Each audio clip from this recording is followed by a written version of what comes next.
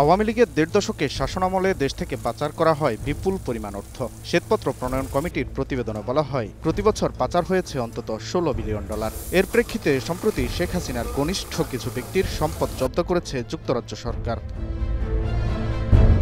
অর্থ পাচার, ব্যাংক একীভূতকরণ সহ বেশ কিছু বিষয়ে রোববার সাংবাদিকদের সাথে কথা বলেন বাংলাদেশ ব্যাংকের governor doctor Ahsan H Mansur. জানান, পাচারের টাকা ফেরাতে দেশের পাশাপাশি বিদেশেও মামলা করবে বাংলাদেশ, যাতে এই সম্পদগুলো ওইখানে ফ্রিজ হয়ে থাকে, বিচারিক প্রক্রিয়া শেষ হওয়া না পর্যন্ত, সেটা যে কয় বছরই লাগুক না কেন, ওই সম্পত্তি আর বিক্রি করতে পারবেন না তারা। তো এটা একটা অর্জন, এবং এটা একটা আমি বলবো যে গুরুত্বপূর্ণ প্রাথমিক একটা অর্জন। এবং এটার মাধ্যমে দুটো জিনিস প্রমাণিত হয়। একটা হচ্ছে যে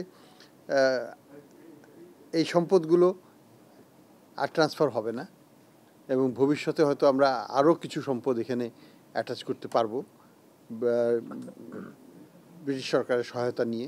কিছু মামলা হবে ক্রিমিনাল, কিছু মামলা হবে সিভিল। কোনটা কীভাবে হবে সেটা তো আমরা এই ডিটারমিনেশন তো আমি করতে পারবো না, এটা করবে আমাদের আইনজ্ঞরা, যারা মানে আইনজীবীরাই এটা সিদ্ধান্ত নেবেন যে এটাতে যথেষ্ট প্রমাণাদি আছে। সেই ভিত্তিতে আমরা একটা প্রক্রিয়া ঠিক করে ফেলবো, সেই প্রক্রিয়ার ভিতর দিয়ে এটাকে যেতে হবে।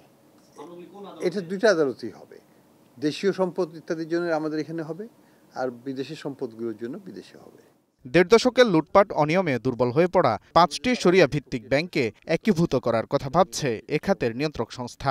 আর এসব ব্যাংকের কর্মীদের চাকরির নিরাপত্তার নিশ্চয়তা দেন গভর্নর।